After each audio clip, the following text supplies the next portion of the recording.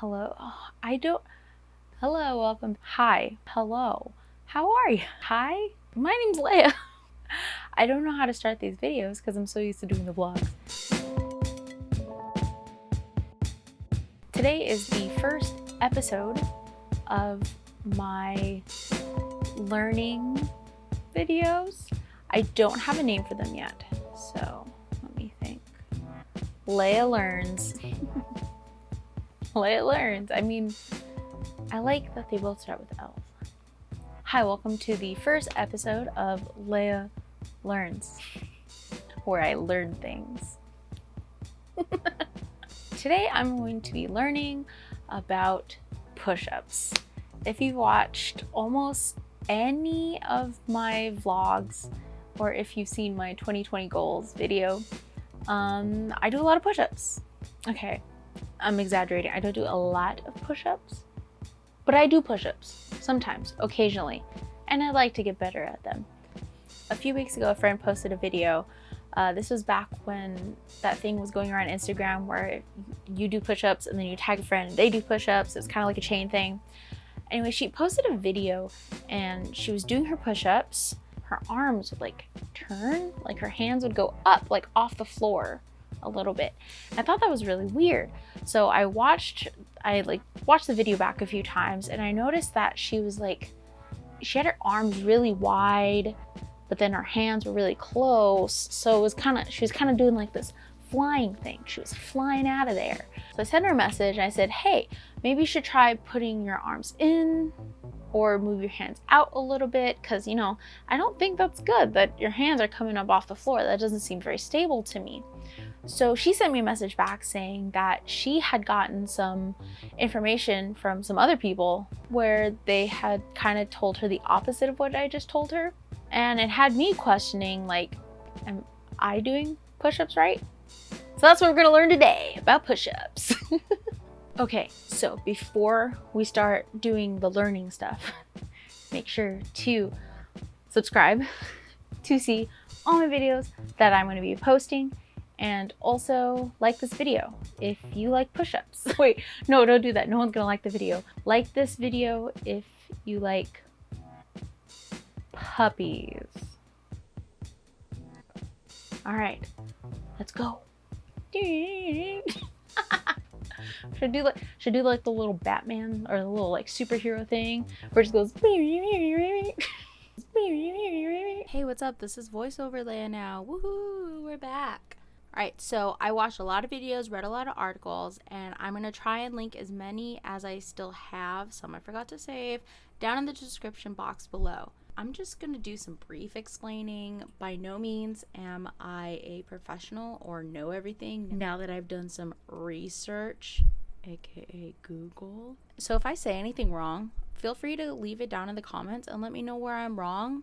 We're all open for education. All right, so the first thing I want to tackle is what muscles are being used in push-ups. Generally, when you're working out, any muscle that you're using to like push or pull yourself or hold yourself up is being worked out. So you're actually working out a lot more muscles than you think you would. And welcome to the stage, our model for this evening. It's me. So obviously you're going to be working out your chest, which is your pectoralis major, and you're going to be working out your arms, specifically your tricep, which is the muscle on the back of your arms. Other areas that you work out are your shoulders, aka your deltoids, as well as the back of your neck, which is your trap muscles. Some other muscles that are used is going to be your forearm muscles, which I think is your brachioradialis, and also your abdominals and glutes, surprisingly, because you're holding a plank and you should be tightening your core to hold yourself in a straight line. Therefore, squeeze in those booty muscles, my dude. All right, the next thing we're going to cover are some common mistakes. Some of them I've seen myself do. Now, the reason why these are considered mistakes is because when you have improper form, you're actually putting stress on different areas instead of working out the muscles that you're trying to work out. And what's the point of actually doing a push-up if you're not going to be working out the muscles that you're trying to work out, That's all I'm trying to say. So the first mistake, and the most common one, and one that I make like all the time, is flaring your arms. You really want to keep your arms like in towards your side as much as possible, which is actually really hard.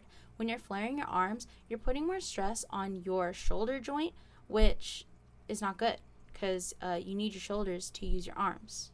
The next one is rounding your shoulders and not having any shoulder movement. Hunching your shoulders could be a sign that you don't have enough strength in your shoulder muscles to be doing the push-up, and it can also cause unnecessary strain. So when you're doing your push-up, you want to make sure that your shoulders are down and back and that you're also actively moving your shoulder blades in and out when you're doing the movement.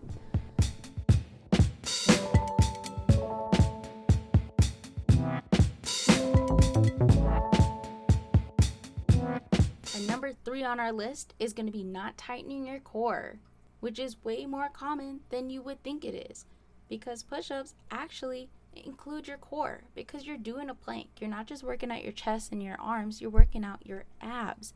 Also, when you're not tightening your core, you're usually like arching your back, which is going to mess up your like center of gravity, which again is going to put more stress on places that you don't want stress. Number 4 on our list is not looking in the right direction. Also, if you look down and lead with your nose, as some articles said, it just mentally helps you keep your neck and spine aligned and will help you do that plank, which is a really good tip for planks in general. The last most common mistake that people make, including myself, is not having a full range of motion. And range of motion is just doing the push-up from beginning to end, starting in your plank position, going all the way down till your chest is almost hitting the floor, and then coming all the way back up. And again, not doing a full range of motion is just going to put stress on your joints and muscles that you're not trying to hurt. And also, you're not going to be getting the full benefits of your push-up if you're only doing half a push-up. And that leads us into our next section, working up to a push-up. There are a few different exercises that you can do before trying to do full push-ups. If you're a beginner, or if you're overweight, or you just can't do a push-up, you don't have enough strength. The first one is going to be your standard wall push-ups. And since you're standing up, you're actually not putting your full body weight into the push-up, which is really helpful when you're still trying to build up that muscle in order to do a full push-up. But because you're leaning into the wall instead of just standing straight up, you are putting some force into it, so you are working to build up that muscle. This can also help you with your range of motion and learning how it's supposed to feel. So after the wall push-up, you have your incline push-up, which I like to do like on the edge of my bed, on a countertop, on a chair. And just like the wall push-up, this just takes off some of the weight that you're trying to move. But it's kind of like the next step after the wall push-up when you want to add a little more oomph to the push-up. And then the one that everyone knows and my favorite, the knee push-up. Now you're finally on the ground and you're getting almost all of your weight into that. But you're on your knees, which is giving you a little more stability. Now, the thing is, you have to make sure that you're actually putting your hands far enough and you're leaning forward far enough that you're not just like bending over, because that's not really going to do anything for you. Remember, you got to engage that core and tighten those muscles. You got to do an actual plank and not be lazy, because not only are you trying to build up that chest and arm strength so that you can do a push-up, you also got to build that core strength so you can hold yourself up while you're doing that push-up. Now, one I hadn't really heard of before is the half push-up, and I found this one really super interesting, and this is good for people who are trying to move on from the knee push-up to a full push-up but are struggling with, like picking themselves up, or just want to work in a smaller range of motion. But pretty much you're just putting something under you like a pillow and just have something there to support you, kind of like an assisted sort of push-up. Check out the description if you want more information on that.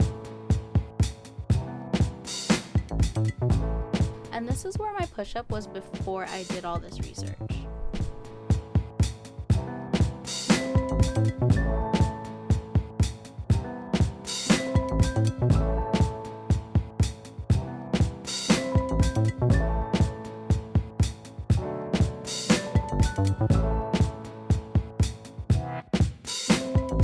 And this is where my push-up is now.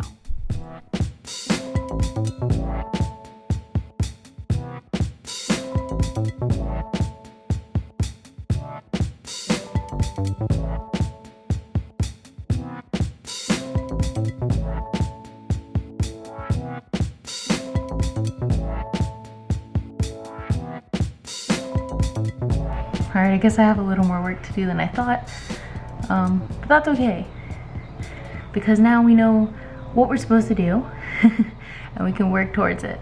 So back to knee push-ups for now. That's totally fine.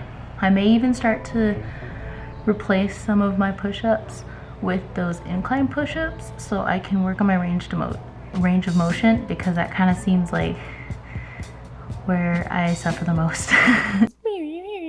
And now I have muscles. Just kidding. It's just my sleeve. But now we know how to do push-ups correctly to get the gains. Thank you so much for watching the very first episode of Leah Learns. If you have any suggestions of what I should learn next, go ahead and leave them in the comments down below. Okay, I think that's it. Bye.